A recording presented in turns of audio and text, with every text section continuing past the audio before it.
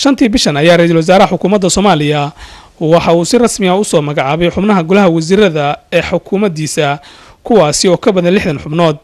waxaana ra'iisul wasaaraha oo hore u dhisay 20 xubnood oo kamid ah golaha wasiirada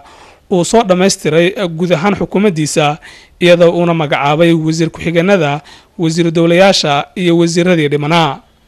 markii ugu horeysay ayaa magacaabistaasi kadib waxaa ku dhawaaqay iscasilaad mid kamid ah wasiir ku-xigeenadii wasaaradaha uu magacaabay ra'iisul wasaare Cumar Cabdirashiid Cali Sharmaarke wasiir ku-xigeenka iscasilay oo ah mudane ka tirsan baarlamaanka Soomaaliya ayaa lagu magacaabaa Cabdiraxmaan Kulmiye Xirsi waxa uu ahaa wasiir ku-xigeenkii wasaaradda gaashaandhigga ee xukuumadda hadda la magacaabay waxaa dhacday runtii wax aad u xanuun badan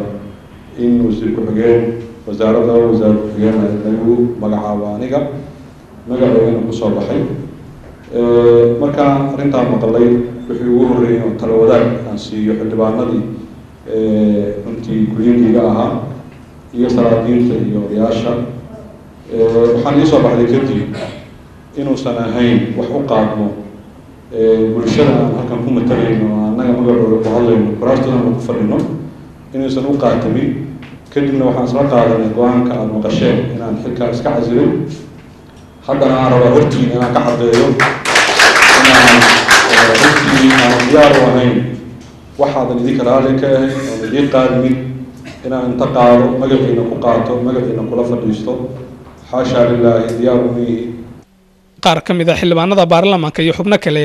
ayaa ina dhinacooda dhaliilay xukuumadda cusub iyagoona madaxda dowladda ku eedeeyay hoggaan xumo cabdiraxmaan inuu jiro u mahadsan yahay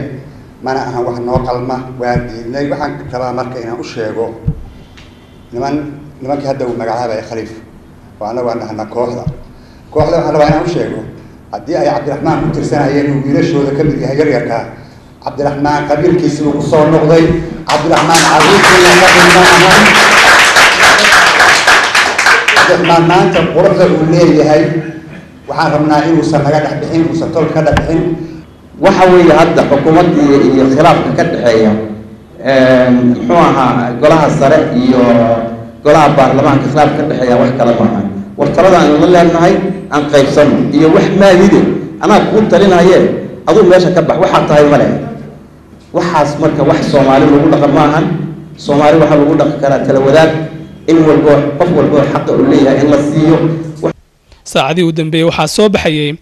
dhaliilo loo jeedinayo xukuumadda cusub oo uu dhisay ra'iisul wasaare Cumar Cabdirashiid iyadoo dhinaca kale dadka qaar ay taageero arrintaas u muujiyeen Cabdullaahi Axmed Nuur Universal TV Muqdisho.